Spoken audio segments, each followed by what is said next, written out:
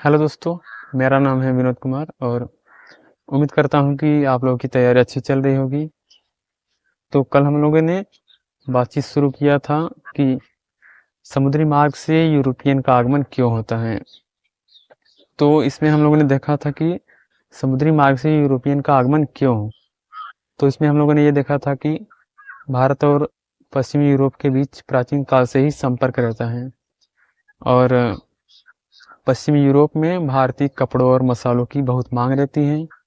और मध्यकाल में तुर्की को केंद्र बनाकर ऑटोमन साम्राज्य का उदय होता है। तो उसके कारण क्या होता है कि जो पश्चिमी यूरोप और भारत के बीच का जो व्यापार रहता है वो बाधित होने लगता है। तो व्यापार नहीं हो पाता है, तो नए मार्ग की आवश्यकता पड़ती है। तो वहां से समुद्री मार्ग की खोज प्रारंभ होती है और उसके बाद वास्को डी गामा 1498 ईस्वी में भारत पहुंच जाते हैं।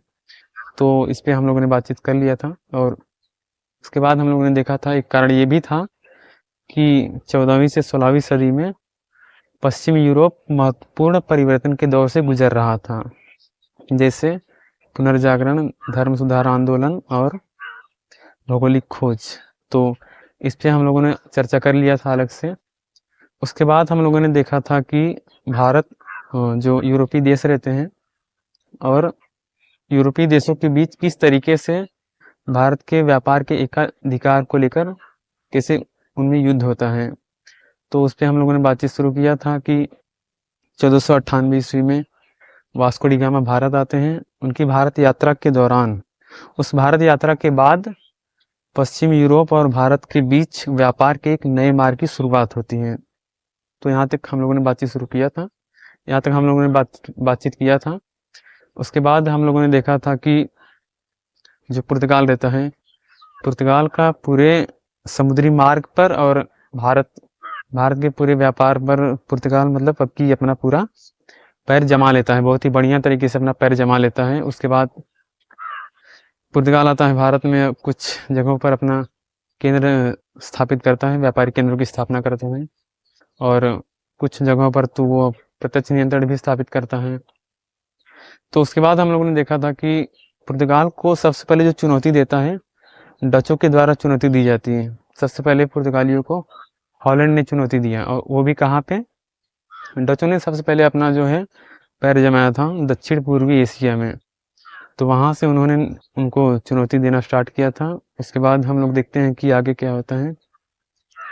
आगे इस मैदान में ब्रिटेन एंट्री मारता है। तो ब्रिटेन के एंट्री मारने के बाद क्या होता है, हम लोगों ने देखा था कि डचों का नियंत्रण और पुर्तगालियों का नियंत्रण कम होता है।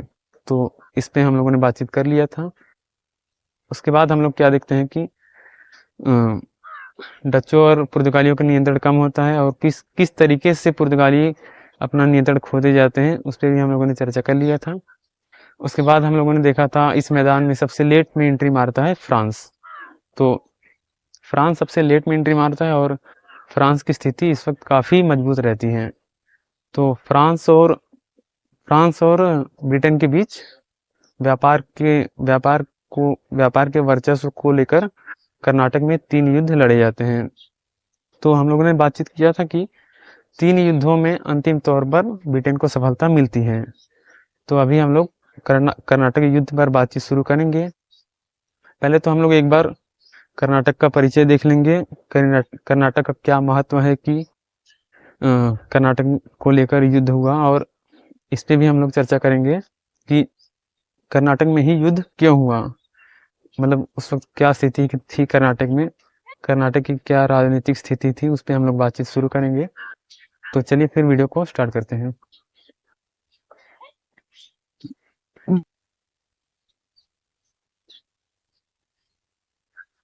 तो सबसे पहले हम लोग देख लेंगे कर्नाटक का परिचय एक बार, फिर आगे बढ़ेंगे।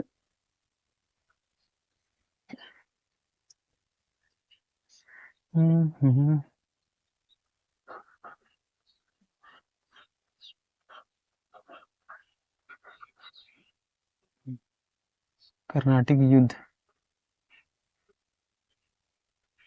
कर्नाटक युद्ध या कर्नाटक युद्ध।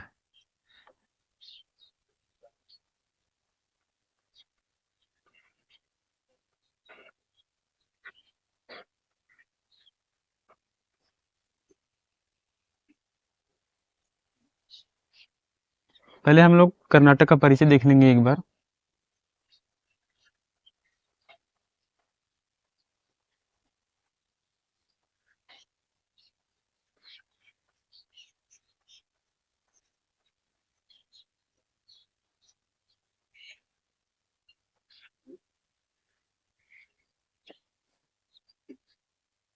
तो ये भारत हो गया इस तरीके से। यहाँ पे रहता है हैदराबाद, यहाँ रहता है कर्नाटक। तो जो ये पूर्वी तमिलनाडु का इलाका रहता है, पूर्वी तमिलनाडु का जो क्षेत्र रहता है, इस पूर्वी तमिलनाडु के क्षेत्र के लिए यूरोपीय व्यापारी कंपनियों के द्वारा कर्नाटिक शब्द का प्रयोग किया जाता है। पहले ये हैदराबाद के अंदर ही आता था कर्नाटिक, फिर बाद में ये इससे अलग हो जाता है, स्वतंत्र व्यवहार करने लगता है। उस पर हम लोग अभी चर्चा करेंगे, तो वो लिखते चलेंगे।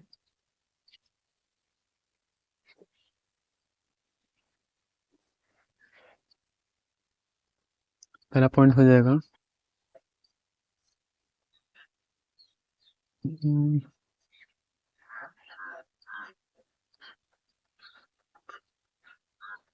यूरोपीय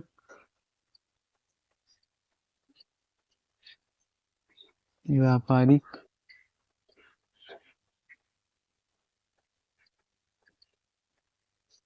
कंपनियों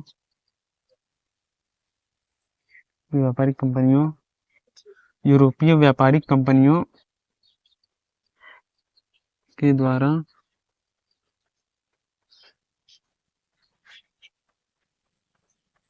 पूर्वी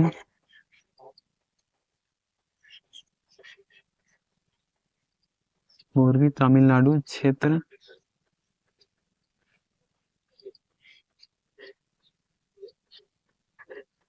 के लिए पूर्वी तमिलनाडु क्षेत्र के लिए कर्नाटिक शब्द का प्रयोग किया जाता था।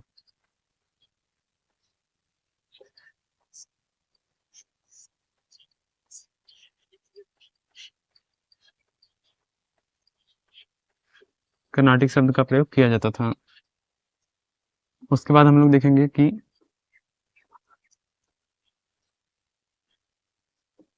एक मिनट, इसमें एक पॉइंट और ऐड कर लेते हैं। औरंगजेब के शासनकाल में इस क्षेत्र पर मुगलों का नियंत्रण था।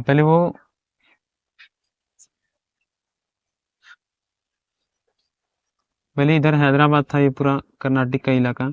पहले पूरा मुगलों के अंडर में ही आता था। पहले यहाँ पर निजाम का शासन रहता है, निजाम मुगलों का ही अधिकारी रहता है। तो बाद में कर्नाटक इससे अलग हो जाता है। ये हम यहाँ पर लिख लेंगे।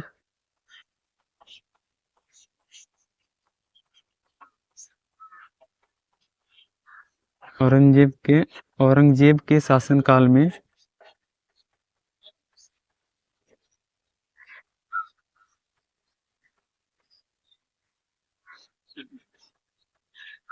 इस क्षेत्र पर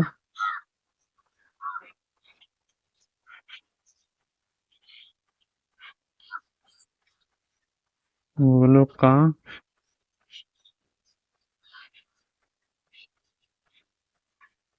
नियंत्रण था। तो ये पहला पॉइंट हो गया हमारा। आप लोग स्क्रीनशॉट लेना चाहेंगे तो स्क्रीनशॉट ले लेंगे। आप लोग स्क्रीनशॉट लीजिए, फिर हम लोग आगे बढ़ते हैं।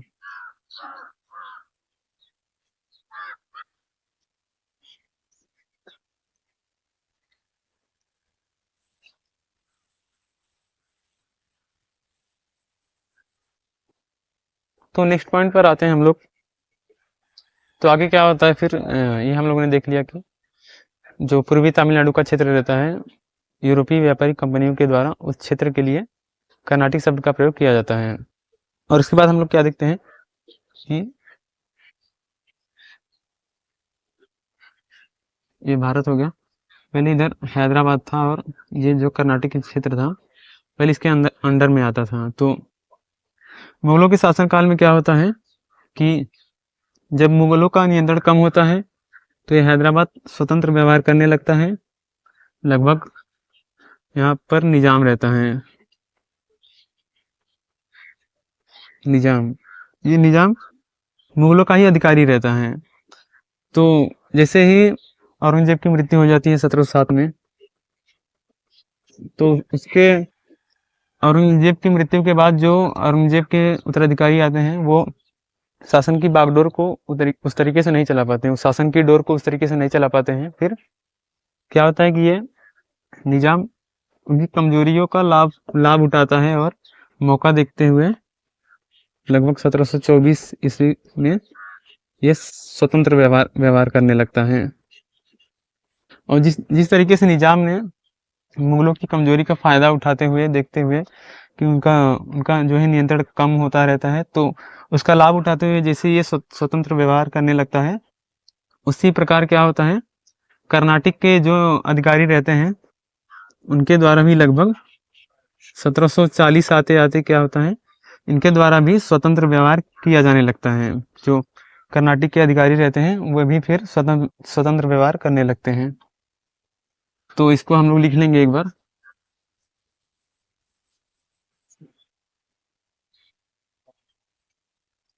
कि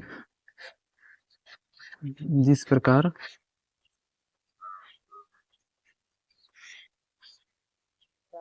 निजाम, ब्रैकेट में कर लेंगे, चीन किलीज खां,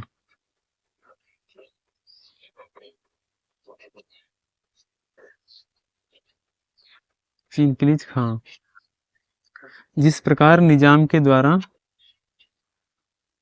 मुगलों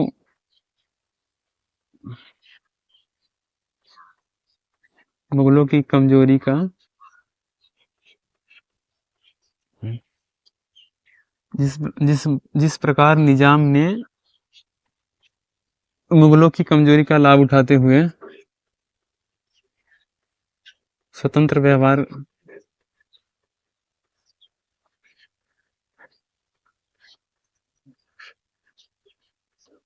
जिस प्रकार निजाम ने मुगलों की कमजोरी का लाभ उठाते हुए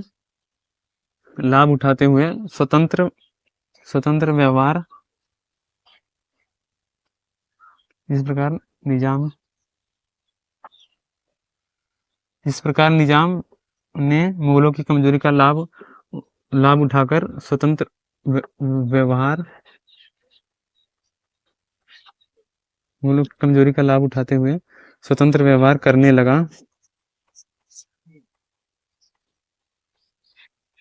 उसी प्रकार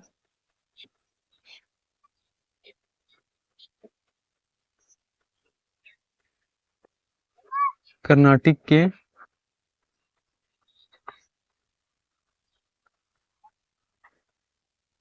अधिकारियों के द्वारा भी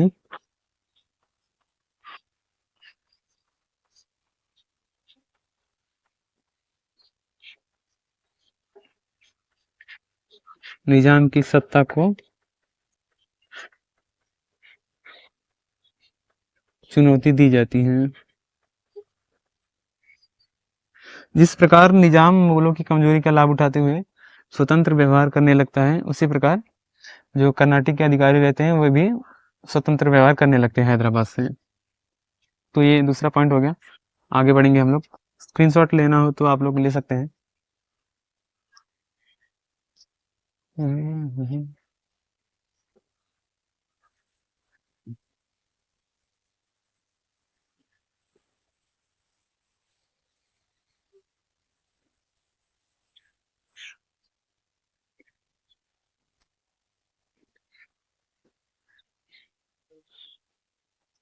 तो अगर इसके आगे हम लोग बात करें, तो जो 18वीं सदी का जो दौर रहता है, वो 18वीं सदी का दौर कुछ ऐसा रहता है कि 18वीं सदी के दौर में जिसको भी जहाँ पे मौका मिलता है वो वहाँ पे अपना अलग राज्य बना करके शासन करने लगता है। तो 1740 से 1750 के दशक में कर्नाटक क्षेत्र में उत्तराधिकार के मुद्दे पर पूरा संघर्ष की स्थिति बनी रहती है। यहाँ पर कई सारे लोग शासक बनते हैं इस दौर में। जैसे पहले दोस्त अली, उनका विकेट जाने के बाद आते हैं अफदर अली, उनका विकेट जाने के बाद अनवरुद्दीन, और उनके बाद आते हैं मोहम्मद अली। तो ऐसे करके काफ़ी लोग जो है इस दौर में शासक बनते हैं। तो उसको हम लोग एक बार लिख लेंगे दौर में राजनीतिक ठहराव बिल्कुल भी नहीं था। उसको लिखेंगे हम लोग कि किस तरीके से राजनीतिक अस्थिरता थी।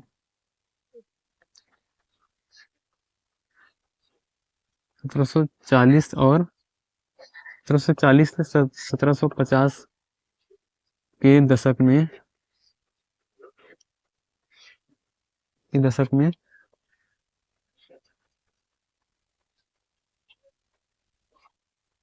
कर्नाटिक क्षेत्र में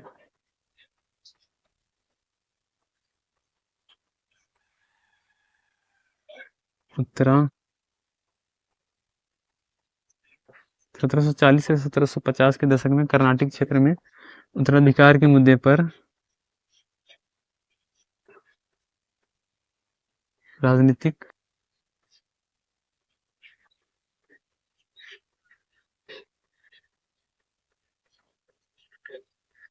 अस्थिरता राजनीतिक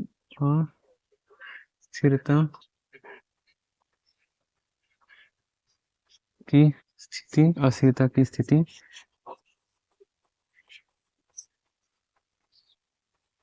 देखी जा सकती है। अगर बात करें हम लोग तो आगे ये भारत हो गया, यहाँ पर हो गया हिंद महासागर, उधर दक्षिण पूर्व का इलाका। तो ये कर्नाटक का यहाँ से और यहाँ से होने वाले व्यापार के दृष्टिकोण से इसका काफी महत्व हो जाता है। और यहाँ पर कई सारे बंदरगाह थे, कई सारे व्यापारिक केंद्र थे, और यहाँ पर इस क्षेत्र में मसालों की खेती भी बहुत होती थी, और यहाँ यहाँ से ज़्यादातर कपड़ों और मसालों की ज़्यादातर व्यापार होता था। तो उसको हम लोग लिख लेंगे एक बार।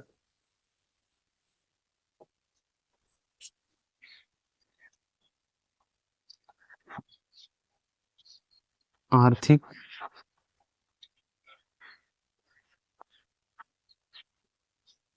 नहीं तो एक काम करिएगा आप लोग, स्क्रीनशॉट लेना चाहेंगे तो ले लीजिएगा, फिर हम आगे बढ़ते हैं।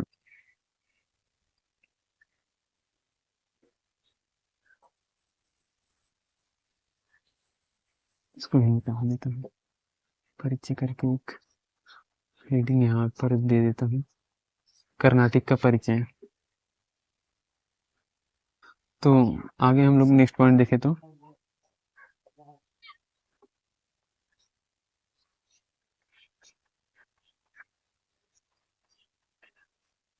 आर्थिक दृष्टिकोण से भी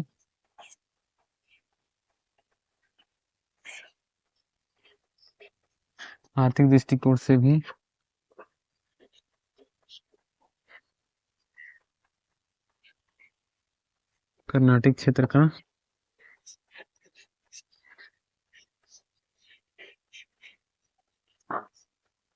काफी महत्व था। जैसे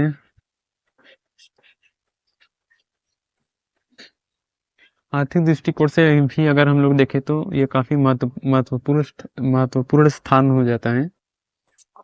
जैसे यहाँ से कपड़ों और मसालों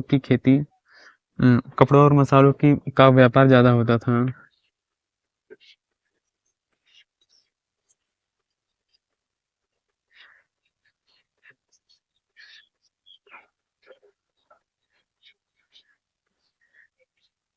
और कपड़ों और मसालों का व्यापार ज्यादा होता था, और यहाँ पर कई सारे बंदरगाह हैं।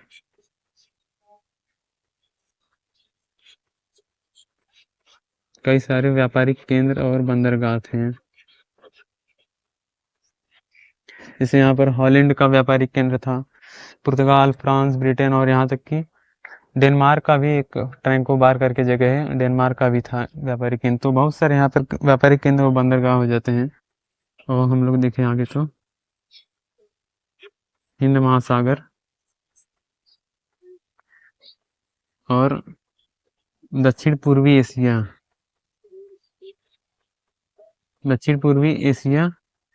हिंद महासागर और दक्षिण पूर्वी एशिया से होने वाले व्यापार के दृष्टिकोण से भी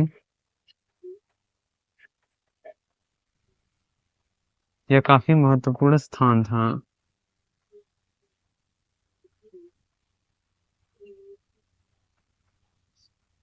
ये काफी महत्वपूर्ण प्लेस हो जाता है। तो ठीक है, आई होप यहाँ तक आप लोगों को समझ में आया होगा। तो परिचय में हम लोगों ने देख लिया, अभी अभी हम लोग आगे बढ़ेंगे और देखेंगे हम लोग कि कर्नाटिक क्षेत्र में ही युद्ध क्यों लड़ा गया। तो चलिए फिर, आप लोग स्क्रीनशॉट लेना चाहे तो ले लीजिए, फिर हम आगे बढ़ेंगे।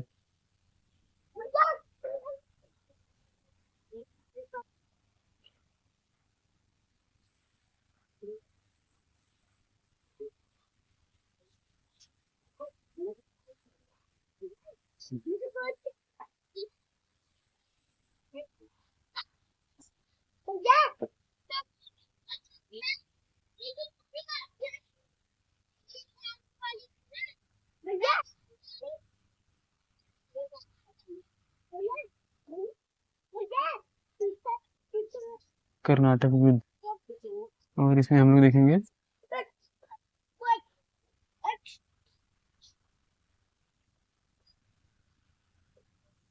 कर्नाटिक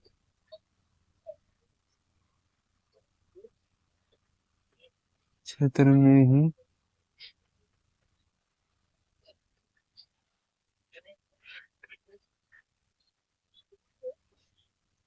कर्नाटक क्षेत्र में ही युद्ध क्यों। तो यहाँ पर अगर हम लोग देखें तो पहला पॉइंट हमारा ये हो जाएगा कि जो यूरोपीय व्यापारिक कंपनियां थी, उनके जो ज्यादातर जो उनके केंद्र थे वो तटवर्ती क्षेत्रों पर ही थे। तो उनके तटवर्ती क्षेत्रों पर ज्यादातर व्यापारिक केंद्र होने के कारण तो कर्नाटक का क्षेत्र भी तटवर्ती क्षेत्रों में आ जाता है।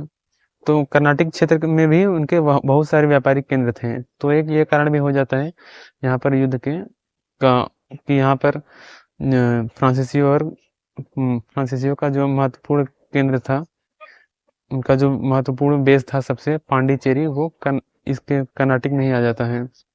और बाकी अगर ब्रिटेन की बात करें तो उसका तो पूरे इंडिया में ही पिछले 100 से 150 वर्षों में उसका गुजरात, महाराष्ट्र, बंगाल, बिहार, उड़ीसा, ऐसे दक्षिण में भी उसका पूरा फैला रहता है। लेकिन फ्रांसीसियों का ज़्यादा उस वक्त बेस नहीं था, उसका जो सबसे मजबूत जो बेस था वो पांडिचेरी में ही था। तो उसको हम लोग एक बार लिख लेंगे,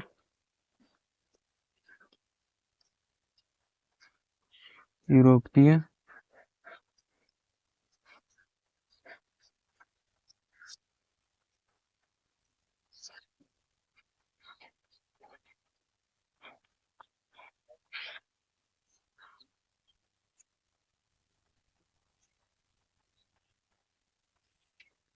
यूरोपीय व्यापारिक कंपनियों के व्यापारिक केंद्र यूरोपीय व्यापारिक कंपनियों के व्यापारिक केंद्र मुख्यतः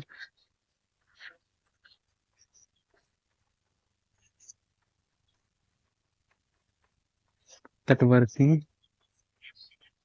क्षेत्रों में थे, जैसे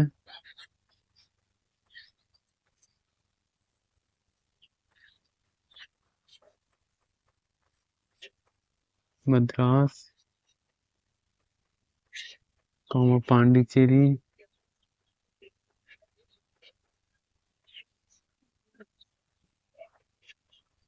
आदि।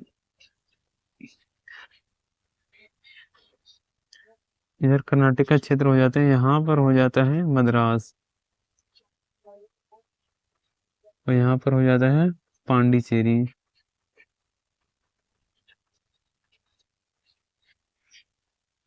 तो ठीक है, अभी हम लोग आगे बढ़ेंगे, नेक्स्ट पॉइंट पर आते हैं। तो एक तो ये पॉइंट हो गया कि कर्नाटक क्षेत्र में ही युद्ध क्यों, जब उनका जो फ्रांसीसी थे उनका सबसे मजबूत जो बेस था पांडिचेरी, वो कर्नाटक क्षेत्र में ही था। तो वो युद्ध अपने जहाँ पर उनका मजबूत बेस था वहीं पर करेंगे तो उनको ज़्यादा अच्छा रहेगा, क्योंकि अगर वो अलग क्षेत्रों में अगर युद्ध करेंगे तो मतलब वो उतना ज़्यादा एफर्ट नहीं लगा पाएंगे। तो ये एक तो ये कारण हो जाता है। और आगे देखें तो हम लोग, ये भारत का क्षेत्र हो जाता है,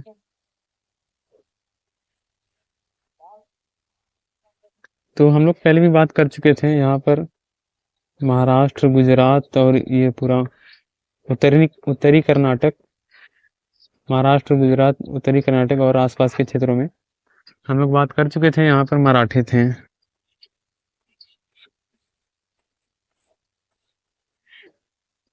तो हम लोग पिछले वीडियो में भी बात कर चुके हैं कि जो मराठे थे वो क्षेत्रीय राज्यों में सर्वाधिक शक्तिशाली थे।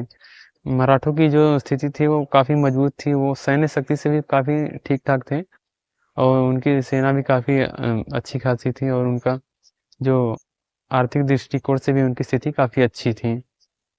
तो मराठे इधर पश्चिम भारत में हम देखें तो मराठे हो जाते हैं और मराठों में जो है एक के बाद एक शक्तिशाली शासक आते रहते हैं, जैसे बाजीराव हो गए, माधवराव हो गए, बाजीराव प्रथम, बालाजी बाजीराव और उसके बाद माधवराव, ऐसे एक के बाद एक ऐसे शक्तिशाली शासक आते रहते हैं। तो पश्चिम में तो मराठे हो जाते हैं और मराठे जब पश्चिम में थे वे सर्वाधिक शक्तिशाली थे। तो जो यूरोपीय व्यापारी कंपनियां थी वो तो भारत आई थी व्यापार करने के लिए, तो उनका तो ये ऐसा कुछ था नहीं कि हमें चल के सीधा युद्ध ही करना है। वो आए थे यहाँ पर व्यापार करने के लिए, वो तो यहाँ की परिस्थितियां देखकर उनका जो है विचार बदल जाता है। जब पश्चिम में मराठे थे तो उनका जो है उनका जो स्थिति थी काफ़ी अच्छी थी। तो पश्चिम में तो कोई चांस रह नहीं जाता है, जो कंपनियां थी वो यूरोपीय व्यापारिक कंपनियां, पश्चिम में तो उनके लिए कोई चांस रह नहीं जाता है। मराठे अपने क्षेत्र में युद्ध करने देंगे नहीं और बिना उनकी अनुमति के वो युद्ध तो कर नहीं लेंगे वहाँ पे, क्योंकि मराठों की सेना भी अच्छी खासी थी। अगर यहाँ यहाँ आसपास के इलाकों में चाहे तो वो युद्ध कर सकते थे, लेकिन मराठों की स्थिति उस वक्त काफ़ी अच्छी थी। इस स्थिति में इनके क्षेत्र में आकर के वो यूरोपीय व्यापारी कंपनियां युद्ध नहीं कर सकती थी। मराठों की स्थिति उस दौर में काफ़ी अच्छी थी। तो इस पॉइंट को हम लोग लिख लेंगे।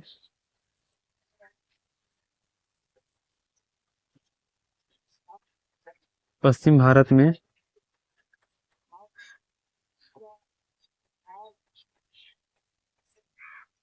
म- पश्चिम भारत में मराठों का क्षेत्र था और मराठे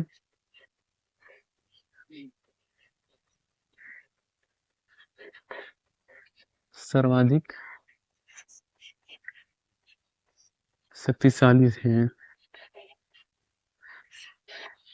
पश्चिम भारत में मराठों का क्षेत्र था, मराठे सर्वाधिक शक्तिशाली थे। और अगर हम लोग नेक्स्ट पॉइंट देखें तो फिर से मैप ड्रॉ करते हैं एक बार। तो ये पूरा इलाका तो मराठे छाप के बैठे थे। इस क्षेत्र में तो उन कंपनियों को कोई चांस ही नहीं था युद्ध लड़ने के लिए। यहाँ पर अगर हम लोग बात करें बंगाल में, तो यहाँ पर शासन था अलीवर्दी खां का।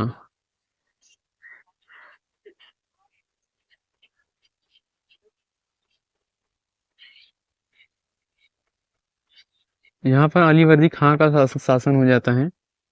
अलीवर्दी खां माना जाता है कि बहुत ही मतलब वो चालाक शासक था और बहुत ही बुद्धिमान शासक था।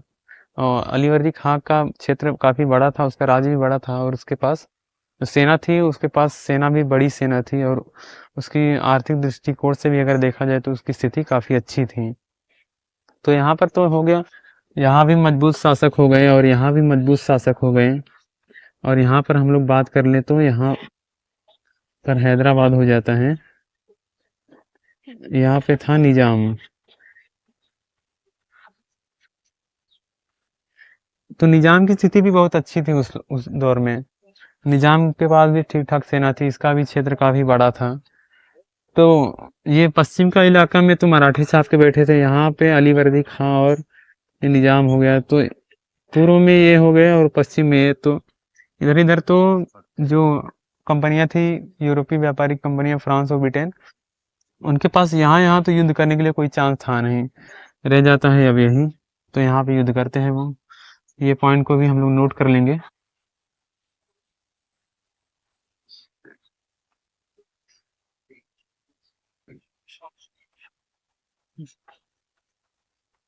पूर्वी भारत में, बंगाल में,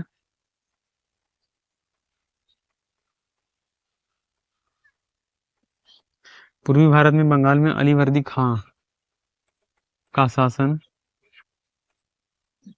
अलीवर्दी खां और आंध्रा में आंध्रा में निजाम की स्थिति भी काफी मजबूत थी।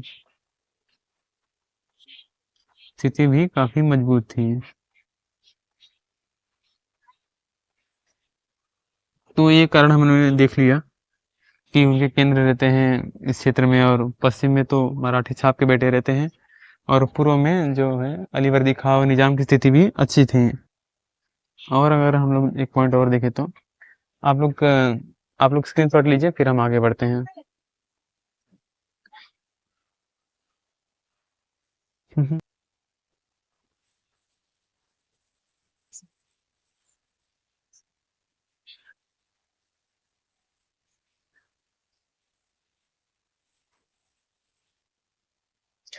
आगे अगर हम लोग बातचीत शुरू करें तो कुछ ऐसा होता है कि जो 18वीं सदी का जो दौर रहता है, ऐसा कहा जाता है वैश्विक संदर्भ में और यूरोप के संदर्भ में कि 18वीं सदी का जो दौर रहता है वो फ्रांस और ब्रिटेन के बीच प्रतिस्पर्धा का दौर रहता है, कि इस टाइम में इन दोनों के बीच काफी व्यापार के एकाधिकार को लेकर काफी संघर्ष होता है। तो बाकी जो पश्चिमी यूरोप के देश थे, हॉलैंड और पुर्तगाल और जो देश थे, वो तो मैदान से पहले ही उनकी स्थिति कमजोर हो चुकी थी। फ्रांस की एंट्री काफी लेट से होती है, तो फ्रांस की स्थिति काफी अभी मजबूत थी। तो क्या होता है कि जो अंग्रेज रहते हैं उनका भारत में काफी, मतलब कि गुजरात, महाराष्ट्र, केरल, तमिलनाडु, इधर बंगाल, बिहार, उड़ीसा, आंध्रा में इनका पूरे भारत के तटवर्ती इलाकों पर इनका जो नियंत्रण था। इनका व्यापारिक केंद्र अंग्रेजों के पूरे भारत में थे। लेकिन जो ये फ्रांसीसी थे, इनका सबसे मजबूत बेस जो था भारत में वो पांडिचेरी था। और उस टाइम पे जो कर्नाटक रहता है, काफी हमने बात किया अभी कि काफी राजनीतिक उठापटक के दौर से गुजरता है। यहाँ पर राजनीतिक ठहराव नहीं था। तो एक तो कारण ये भी हो गया कि कर्नाटक क्षेत्र में ही युद्ध किया, क्योंकि यहाँ पर राजनीतिक ठहराव नहीं है, कोई शक्तिशाली शासक नहीं है। कोई एक शासक बनता है तो उसको चुनौती देने के लिए कोई और दूसरा आ जाता है, उसको हटाकर फिर वो बनता है, फिर उसको चुनौती देने के लिए कोई दूसरा आ जाता है। ऐसे एक के बाद एक ऐसे शासक आते रहते हैं, तो राजनीतिक ठहराव नहीं हो पाता है। तो उनको ये दिखता है, और वो इन्हें, जो यूरोपीय व्यापारिक कंपनियां रहती हैं फ्रांस और ब्रिटेन, वो इसको एक अवसर के रूप में देखती हैं। तो एक कारण तो ये भी हो जाता है।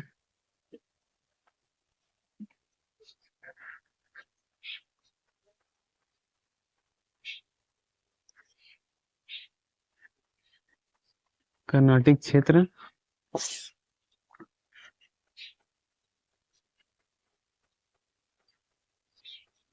राजनीतिक राजनीतिक और अस्थिरता के दौर से गुजर रहा था। कर्नाटक क्षेत्र राजनीतिक अस्थिरता के दौर से गुजर रहा था, और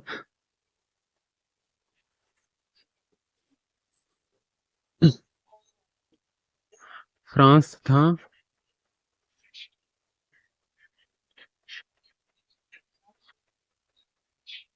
ब्रिटेन के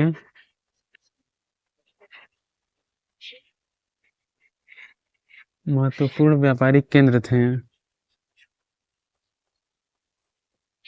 फ्रांस तथा ब्रिटेन के इस इलाके में महत्वपूर्ण व्यापारिक केंद्र थे, और दोनों के बीच वैश्विक वैश्विक स्तर पर भी दोनों के बीच वैश्विक स्तर पर भी युद्ध प्रतिस्पर्धा जारी थी।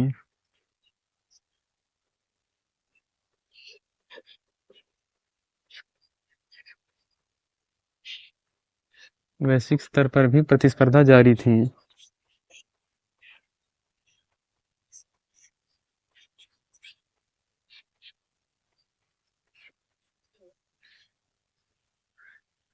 तो आई होप यहाँ तक आप लोगों को अच्छी तरीके से समझ में आया होगा। तो स्क्रीनशॉट लीजिए, फिर हम आगे बढ़ते हैं।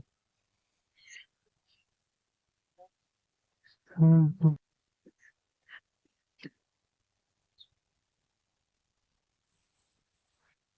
हम्म।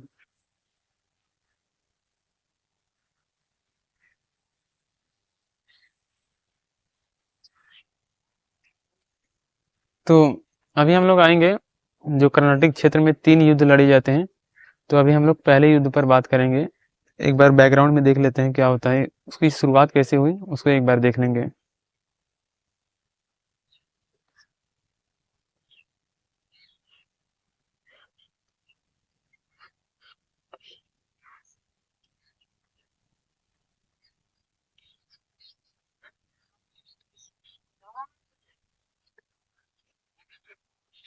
प्रथम कर्नाटक युद्ध।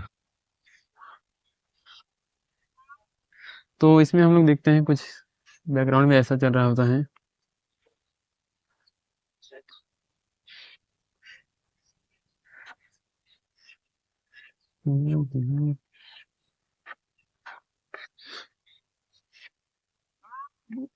पुर्तगाल, स्पेन, फ्रांस, इधर हो जाता है यूके, और इधर हो जाता है जर्मनी, ये इटली हो गया, यहाँ था ऑस्ट्रिया। हमारे काम की चीज ये है। ऑस्ट्रिया में यस कर देता हूँ।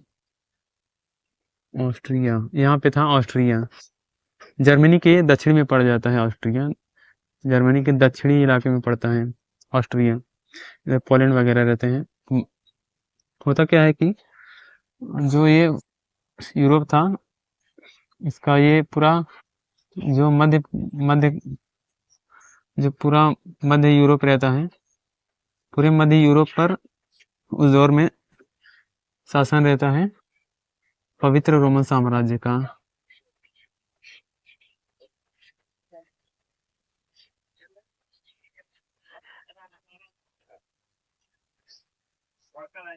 उस दौर में पूरे मध्य यूरोप पर पवित्र रोमन साम्राज्य का शासन रहता है।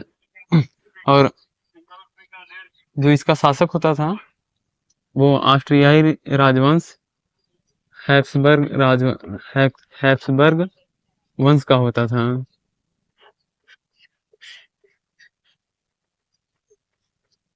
जो पवित्र रोमन साम्राज्य का शासक होता था वो ऑस्ट्रियाई राजवंश हैप्सबर्ग वंश का होता था। इसकी पूरी जो शक्तियाँ रहती है वो उसका पूरी शक्तियों का केंद्रीकरण ऑस्ट्रिया में ही रहता है।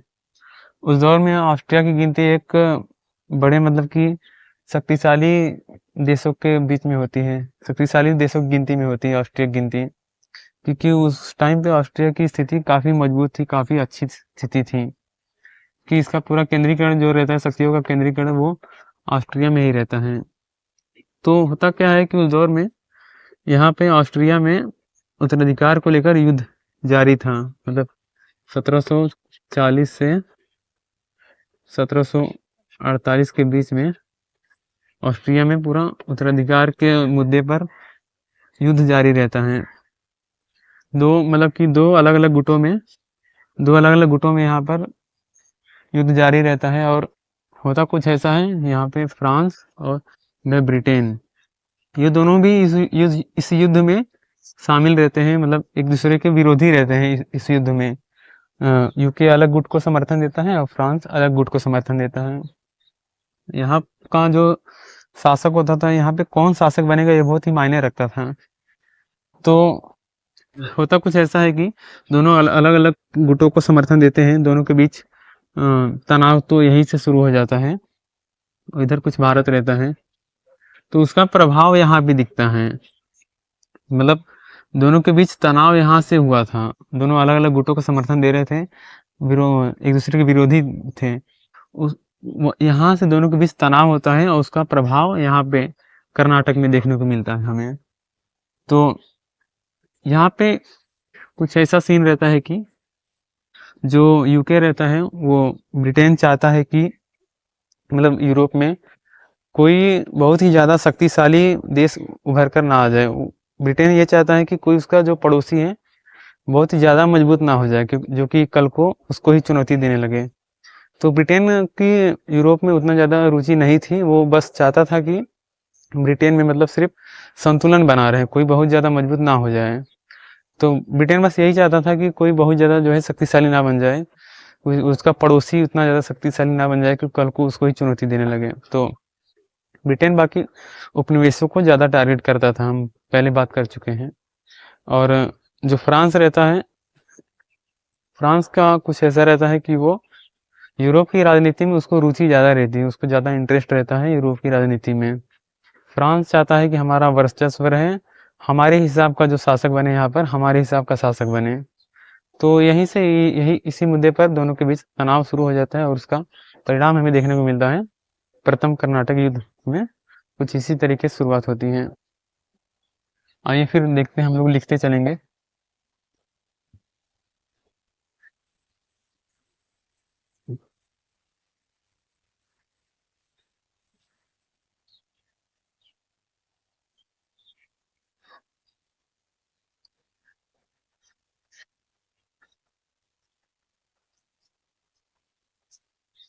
ऑस्ट्रिया में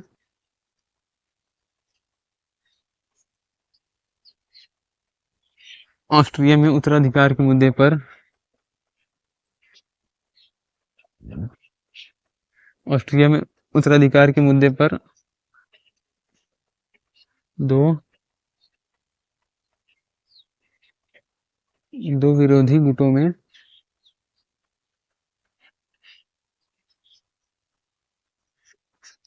युद्ध जारी रहता है। ऑस्ट्रिया में उत्तराधिकार के मुद्दे पर दो विरोधी गुटों में युद्ध जारी रहता है। आगे लिखेंगे, ब्रिटेन और फ्रांस भी इस युद्ध में ब्रिटेन और फ्रांस भी इस युद्ध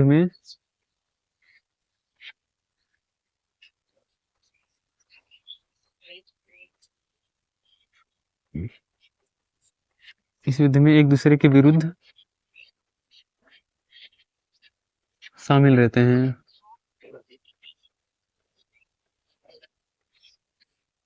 ऑस्ट्रिया में उत्तराधिकार के मुद्दे पर दो विरोधी गुटों में युद्ध जारी रहता है और ब्रिटेन और फ्रांस भी इस युद्ध में एक दूसरे के विरुद्ध शामिल रहते हैं। तो आगे अगर हम लोग देखें नेक्स्ट पॉइंट, तो होता कुछ ऐसा है कि हमने एक मैप देखा था कि यहाँ पर हमारा हो जाता है भारत, यहाँ पर कर्नाटक, यहाँ पे मद्रास रहता है। मद्रास में उस टाइम पे जो शासक रहता है वो अंग्रेजों को मर्जी का शासक रहता है उस टाइम पे। तो जो डुप्ले रहता है, फ्रांसीसी गवर्नर डुप्ले, फ्रांसीसी गवर्नर डुप्ले क्या करता है कि जो फ्रांसीसी गवर्नर डुप्ले रहता है वो मद्रास के गवर्नर को उससे ये समझौता करता है कि हम जो यूरोप में कुछ भी चल रहा है, हम भारत में युद्ध नहीं करेंगे। लेकिन क्या होता है, जो मद्रास का जो गवर्नर रहता है वो स्पष्ट तौर पर कोई वादा नहीं करता है, बस ऐसे हाँ हूँ करके छोड़ देता है और कोई स्पष्ट वादा नहीं करता है। और कुछ ऐसा देखने को मिलता है हमें कि ब्रिटिश सरकार 1746 के आसपास कुछ ब्रिटिश सरकार 1746 के आसपास एक नौसेना भेजती है भारत के लिए। तो वो नौसेना क्या करती है, वो नौसेना यहाँ पर मतलब फ्रांसीसियों के नौसेना को, जहाज़ों को काफ़ी हद तक नुकसान पहुंचाती हैं। तो इस लड़ाई से जो फ्रांसीसियों की नौसैनिक क्षमता रहती है, नौसैनिक स्थिति काफ़ी हद तक कमज़ोर हो जाती है। तो यहाँ से जो प्रथम कर्नाटक युद्ध की शुरुआत यहाँ से होती है। तो उसको हम लोग लिखेंगे एक बार, फ्रांसीसी गवर्नर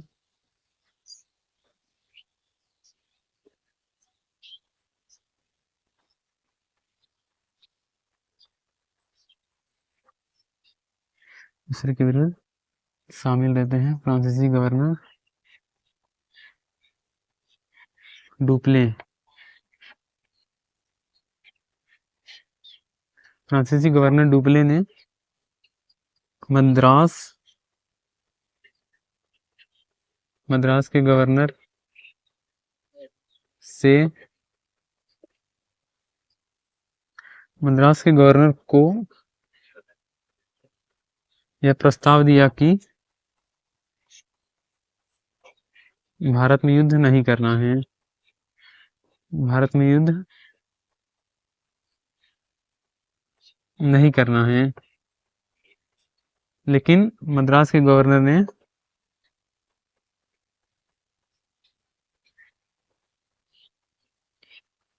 कोई स्पष्ट वादा नहीं किया। कोई स्पष्ट वादा नहीं किया।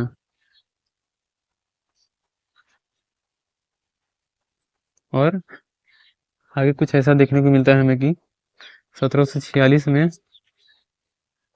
ब्रिटिश सरकार के द्वारा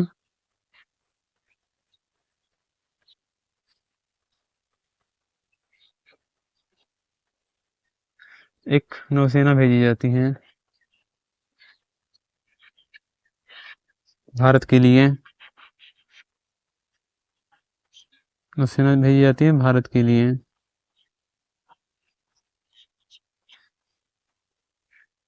तो उस नौसेना ने भी फ्रांसीसी जहाजों को काफी हद तक नुकसान पहुंचाया था।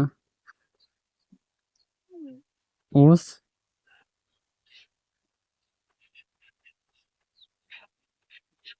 नौसेना ने फ्रांसीसी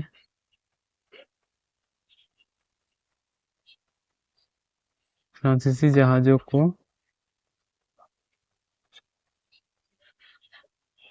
नुकसान पहुंचाया।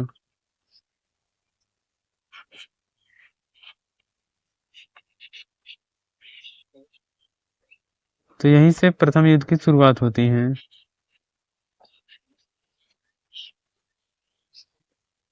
तो आप लोगों को नोट करना है तो नोट करिए, फिर हम आगे बढ़ेंगे।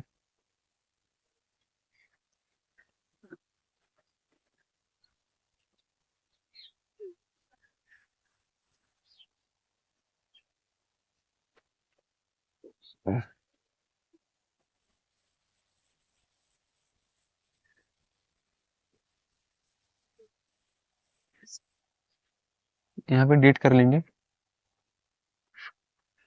1746 से 48, इसी बीच में युद्ध होता है।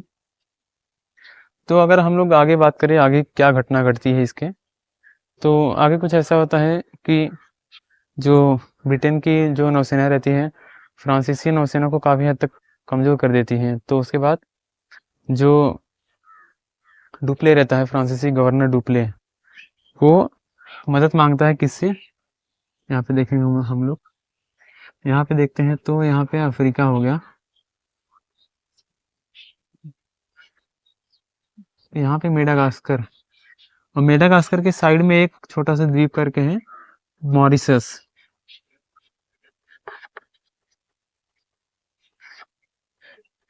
ये मॉरिशस में फ्रांसीसियों का कब्जा रहता है।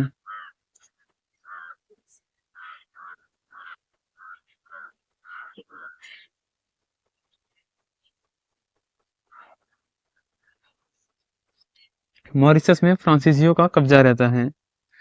तो यहाँ पे जो फ्रांसीसी नौसैनिक अधिकारी रहते हैं, फ्रांसीसी सैनिक अधिकारी रहते हैं, वो रहते हैं ला बोर्डने।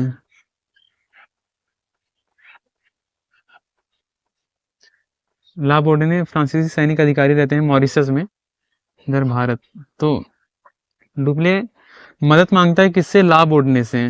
डुप्ले ला बोर्डने से मदद मांगता है, और ला बोर्डने आता है यहाँ मद्रास में, पूरा मद्रास को मतलब पूरा घेर लेता है, मद्रास पे कब्जा कर लेता है।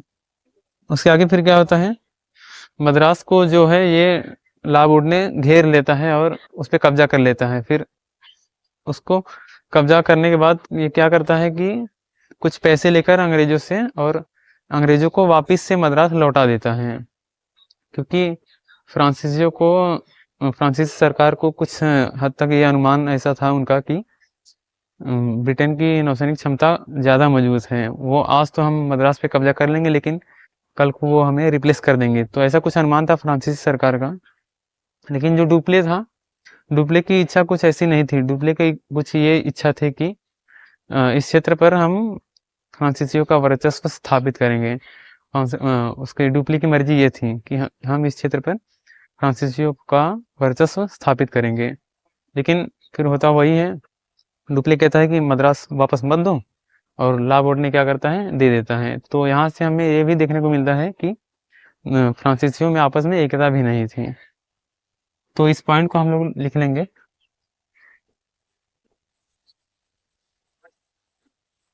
तो आगे की घटना ये रहती है, जब ब्रिटिश नौसेना ने जब फ्रांसीसी नौसेना को कमजोर कर दिया, तो डुप्ले मदद मांगता है मॉरिशस के सैनिक अधिकारी ला बोर्डने से। तो उसको हम लोग लिखते हैं, डुप्ले ने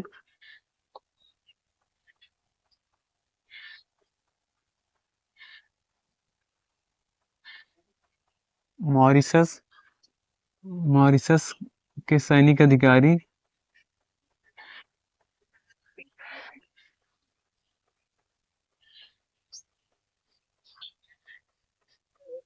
ला बोर्डने ला बोर्डने डुप्ले ने मॉरिशस के सैनिक अधिकारी ला बोर्डने से मदद मांगी।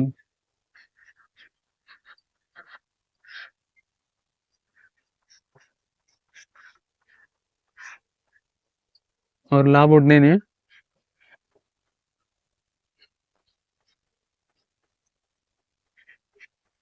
मद्रास पर कब्जा कर मद्रास पर कब्जा कर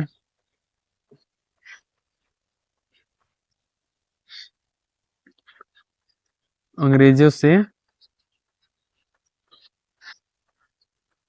कुछ पैसे लेकर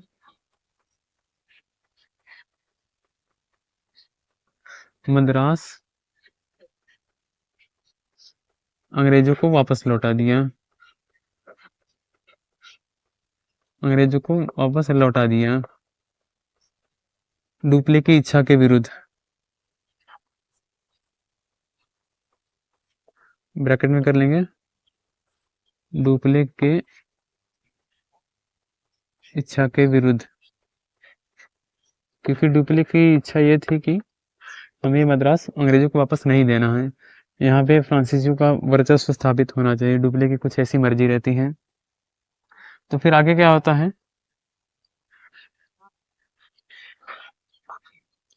यहाँ मद्रास हो गया, यहाँ पर फिर से उनका अंग्रेजों का फिर से यहाँ पर वर्चस्व स्थापित हो गया। अंग्रेजों का नियंत्रण फिर से, मतलब उनको फिर से मद्रास मिल गया। लेकिन आगे की घटना कुछ ऐसी घटती है कि मद्रास में जब तक कि अंग्रेज अपना पूरी तरीके से नियंत्रण बना पाते, अपना पूरी तरीके से अच्छे से पैर जमा पाते, पैर अपना अच्छी तरीके से जमा पाते, डुप्ले क्या करता है, वापिस से कब्जा कर लेता है मद्रास पे। मतलब जब तक अंग्रेज संभल पाते मद्रास में ठीक तरीके से, उनकी स्थिति जैसे मजबूत होती, उससे पहले ही डुप्ले ने मद्रास पे वापस से कब्जा कर लिया।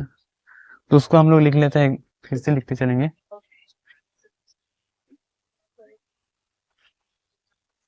हालांकि हालांकि डुप्ले ने मद्रास पर पुनः कब्जा किया हालांकि डुप्ले ने मद्रास पर पुनः कब्जा किया। और यहाँ पे जो नवाब रहता है कर्नाटक में उस टाइम पे, नवाब रहता है अनवरुद्दीन। अनवरुद्दीन कहता है कि यहाँ पे तुम लोग लड़ाई मत करो। तो डुप्ले क्या कहता है कि बस हम मद्रास जीत के तुमको ही देने वाले हैं। डुप्ले कहता है मद्रास मद्रास हम जीत के तुमको ही देने वाले हैं। लेकिन होता कुछ ऐसा है, आगे देखेंगे हम लोग। हालांकि डुप्ले मद्रास हालांकि डुप्ले ने मद्रास पर पुनः कब्जा किया और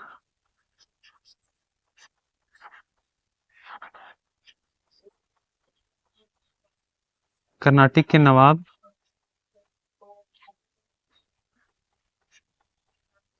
कर्नाटक के नवाब को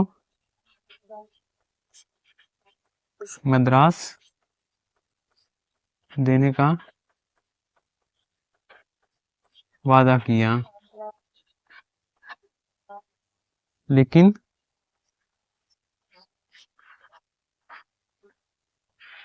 जीतने के पश्चात जीतने के पश्चात मद्रास देने से मना कर दिया।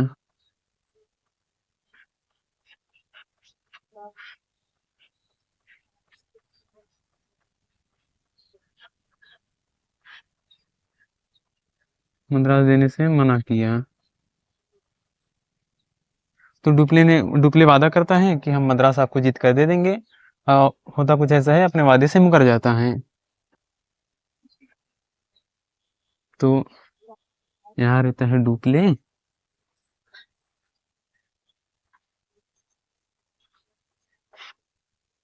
और यहाँ रहता है नवाब। तो कुछ इसके ऊपर कुछ ऐसा बीतता है कि मुझ पे तू करके सितम, दिल को हर बार रुलाया, झूठे थे वादे तेरे जिसको ये समझ ना पाया। मतलब कुछ ऐसा होता है, वो वादा करके अपने वादे से मुकर जाता है।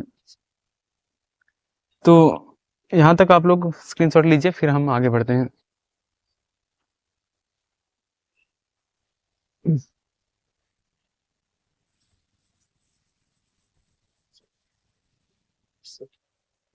तो आगे की घटना हम देखते हैं क्या होता है आगे।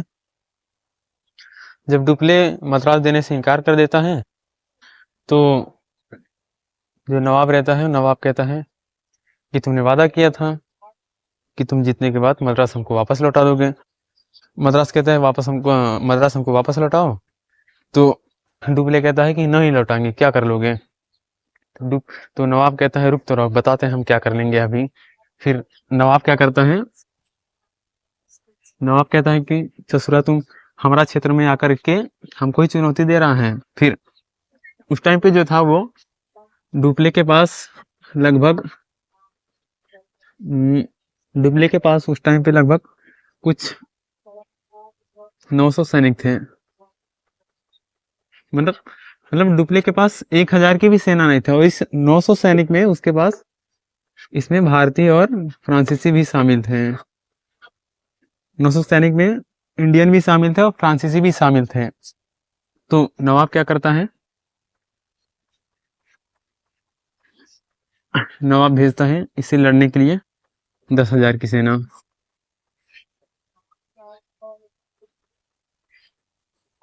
अब अब आप लोगों को लगेगा कि कहाँ फ्रांसीसियों के पास 900 की सेना, 1000 की सेना भी नहीं, और कहाँ नवाब के पास 10,000 की सेना। आप लोगों को कुछ ऐसा लग रहा होगा कि नवाब तो बहुत ही आसानी से जीत जाएगा, लेकिन नहीं, ऐसा कुछ नहीं होता है। यहाँ पर एक बहुत ही बड़ी घटना घटती है, और कुछ ऐसा होता है कि यहाँ पे फ्रांसीसियों को सफलता मिलती है। फ्रांसीसियों की 900 की सेना ने, मतलब 930 कुछ सैनिक थे, छोटी सी सेना ने नवाब के बड़ी सेना को पराजित कर दिया। तो यहाँ पे ये बहुत ही बड़ी घटना मानी जाती है। ये फ्रांसीसियों की एक बहुत ही बड़ी सफलता मानी जाती है। यहाँ से आगे चलकर इस घटना से जो डुप्ले रहता है, फ्रांसीसी गवर्नर डुप्ले, उसको इस घटना के बाद उसको काफी अनुभव होता है भारत के बारे में, कि मतलब जो भारत के सैनिक रहते हैं वो कम पैसे पे काम करते हैं, योग्य रहते हैं और निष्ठावान रहते हैं। अगर हम उसको बराबर वेतन देते जाएं तो वो अगर हम उनको बराबर वेतन देते जाएं तो वो हमारे लिए पूरी निष्ठा से लड़ते हैं, समर्पण का भाव रहता है उनके अंदर। और जो फ्रांस डुप्ले रहता है उसको और भी कुछ अनुभव होते हैं, जैसे कि यहाँ पर उत्तराधिकार का युद्ध चल रहा है, तो हम उसमें हस्तक्षेप करके अपना फायदा कर सकते हैं। और इनके बीच एकता की कमी है तो उसका भी हम फायदा उठा सकते हैं। मतलब ऐसे कई कई आइडिया जो है डुप्ले के माइंड में आने लगते हैं इस युद्ध के बाद। इस युद्ध को हम कहते हैं सेंट थामे। ये घटना घटती है लगभग 1746 में। ये घटना घटती है। इस युद्ध को बोलते हैं सेंट थामे या अड़यार का युद्ध। सेंट थॉमे या अड़यार का युद्ध। तो इस सेंट थॉमस से डुप्ले के माइंड में काफी सारे आइडियाज आते हैं कि अब हम जो है फ्रांसीसी जो गवर्नर डुप्ले रहता है उसके माइंड में काफी सारे इस घटना के बाद उसके माइंड में काफी सारे आइडिया आते हैं। वो मतलब भारत पे अपना नियंत्रण बनाने की ऐसी पूरी योजना बनाने लगता है कि हम भाड़े के सैनिक दे के भारतीय राज्यों को उन्हें अपने ऊपर निर्भर बना लेंगे, और क्यों ना व्यापार के बदले राजनीति को ही व्यापार का जरिया बना ले। ऐसा ऐसे मतलब कि बहुत सारे आइडियाज जो हैं डुप्ले के माइंड में आ रहे हैं कि, लेकिन आगे क्या होता है, जो अंग्रेज रहते हैं वो डुप्ले को रिप्लेस कर देते हैं। मतलब वो आगे समझ जाते हैं अंग्रेज लोग कि अगर डुप्ले बीच में रहेगा तो हमारा काम बराबर नहीं चल पाएगा, हम व्यापार बराबर नहीं कर पाएंगे और साम्राज्य का विस्तार भी नहीं कर पाएंगे। तो अंग्रेजों को क्या लगता है, जो डुप्ले का जो अभी अनुभव है इस युद्ध के बाद, डुप्ले का जो अनुभव है ये अनुभव सेम टू सेम कॉपी कर लेते हैं अंग्रेज। अंग्रेज डुप्ले की आइडियाज को समझ जाते हैं और सेम जो है, अभी आगे एक शख्स का नाम आएगा क्लाइव करके। तो क्लाइव एक बहुत ही योग्य व्यक्ति था और क्लाइव क्या करता है कि डुप्ले की सारी योजनाओं को, सारी आइडियाज को क्लाइव फॉलो करता है। पहले तो वो समझ जाता है कि आगे चलकर अभी हम देखेंगे कि क्लाइव अंग्रेजों का भी सेम यही अनुभव होगा जो अभी डुप्ले का अनुभव है। डुप्ले का अभी क्या अनुभव हो रहा है, डुप्ले को अभी मतलब क्या इस घटना के बाद डुप्ले को दिख रहा है। डुप्ले को दिख रहा है कि एक छोटी सी सेना, मात्र एक छोटी सी सेना भारतीय राज्यों की बड़ी सेना को पराजित कर सकती है। अगर हम भारतीयों को यूरोपियन तरीके से अगर हम प्रशिक्षित करें तो वो यूरोपियन के योग्य ही साबित होंगे और निष्ठावान भी होंगे, हमारे प्रति वो समर्पण का भाव रखते हैं, मतलब कि अगर उनको बराबर वेतन दिया जाए तो वो हमारे लिए पूरी निष्ठा से लड़ेंगे। ऐसा मतलब कि डुप्ले के माइंड में ये सब अभी आ रहा है। डुप्ले अभी पूरा ये आइडियाज बना रहा है भारत को पूरा जीतने का। लेकिन आगे घटना क्या घटती है हम देखते हैं। डुप्ले के माइंड में ये सब आता है। अब ये सब कब कब हो रहा है, डुप्ले को ये सब आइडियाज कब आ रहे हैं, सेंट थॉमे या अड़यार के युद्ध से। प्रथम कर्नाटक में जो सेंट थॉमे अड़यार का युद्ध होता है, वहां से डुप्ले के माइंड में ये सब आइडियाज आते हैं। तो हम लोग इसको लिख लेंगे।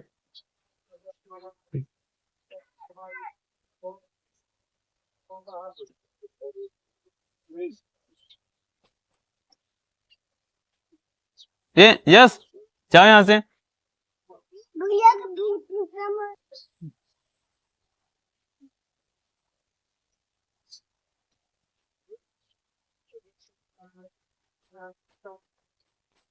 सत्रह सौ छियालीस में सेंट थॉमे, 1746 में सेंट थॉमे या अड़यार का युद्ध।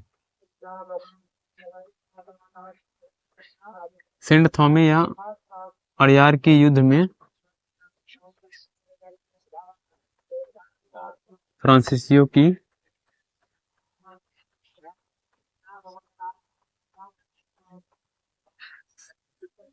एक छोटी सी सेना ने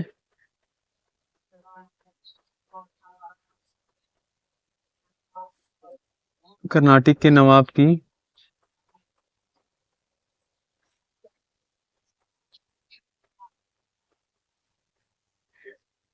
नवाब के एक बड़ी सेना को पराजित किया।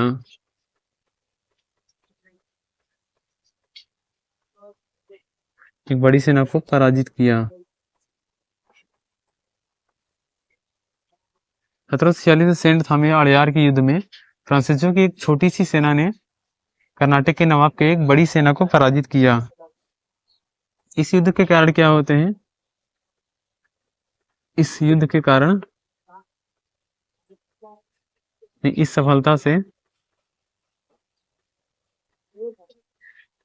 इस सफलता से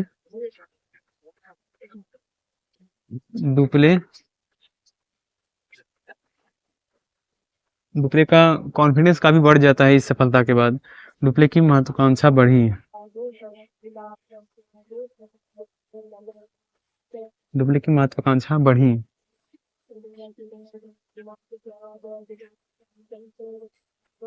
डुप्ले की महत्वाकांक्षा बढ़ी। इस युद्ध के बाद क्या होता है, डुप्ले के कॉन्फिडेंस बढ़ जाता है। डुप्ले का उसके अंदर कॉन्फिडेंस काफी आ जाता है। तो आगे अगर हम एक पॉइंट और देख ले तो जब डुप्ले मद्रास पे अपना कब्जा कर लेता है तो डुप्ले की स्थिति काफी अच्छी हो जाती है। डुप्ले की यहाँ पे मजबूत स्थिति हो जाती है। लेकिन मद्रास का जो सफलता मिलती है डुप्ले को, ये काफी एक बड़ी सफलता मानी जाती है। लेकिन होता कुछ ऐसा है कि यहाँ तो डुप्ले ने मद्रास को जीत लिया, लेकिन जो यूरोप में चल रहा था, जो यूरोप में युद्ध चल रहा था ऑस्ट्रिया को लेकर, उत्तराधिकार का युद्ध, वहां पे क्या होता है कि यूरोप में एक संधि होती है। जर्मनी में एक जगह करके है, एक्सलॉस सॉपेल करके एक जगह है जर्मनी में। एक्सलॉस सॉपेल नाम एक जगह पे संधि होती है जिसे हम एक्सलॉस सॉपेल की संधि कहते हैं। उस संधि में ये समझौता किया जाता है कि जो मद्रास है, मद्रास फ्रांसीसी फ्रांसीसियों को मद्रास अंग्रेजों को वापस लौटा देना है। उस संधि में ये समझौता किया जाता है।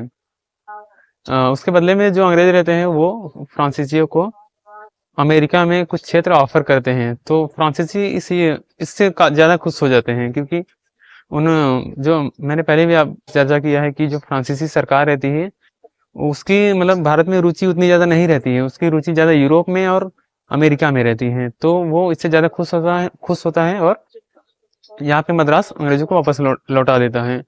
तो ये एक बहुत ही बड़ी गलती मानी जाती है फ्रांसीसी सरकार की, क्योंकि यहाँ पे फ्रांसीसी सरकार की अदूरदर्शिता हमें दिखाई देती है। वो भारत को अभी भाप नहीं पाती, उसकी दूरदर्शिता उतनी नहीं थी फ्रांसीसी सरकार को।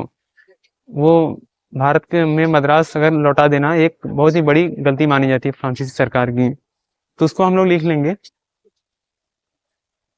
लिखते चलेंगे हम लोग कि वो संधि होती है 1748 में। 1748 में एक्सलॉ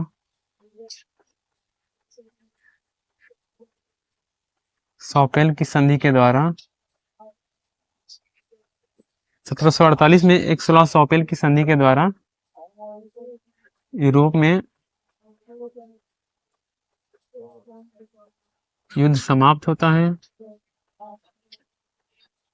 यूरोप में युद्ध समाप्त होता है और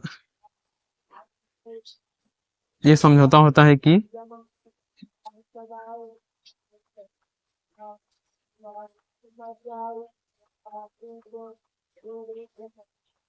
संधि में समझौता होता है कि फ्रांसीसी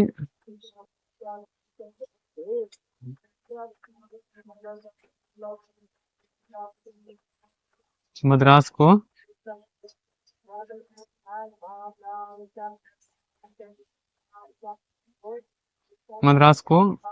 अंग्रेजों को वापस लौटा दें। अंग्रेजों को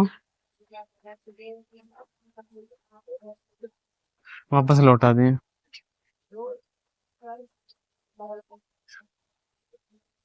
1748 में एक्सलॉ सॉपेल की संधि के द्वारा यूरोप में युद्ध समाप्त होता है और ये समझौता होता है और फ्रांसीसी मद्रास को अंग्रेजों को वापस लौटा देते हैं। फ्रांसीसी मद्रास को अंग्रेजों को वापस लौटा देते हैं और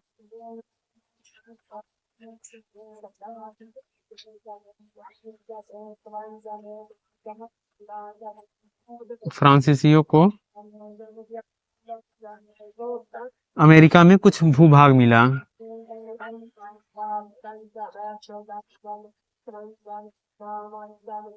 अमेरिका में कुछ भूभाग मिला। कुछ भूभाग मिला।